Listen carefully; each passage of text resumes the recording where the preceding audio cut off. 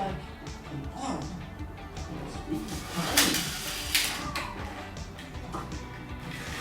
These dinosaurs with small arms. But what could this be? Oh, this must be its foot.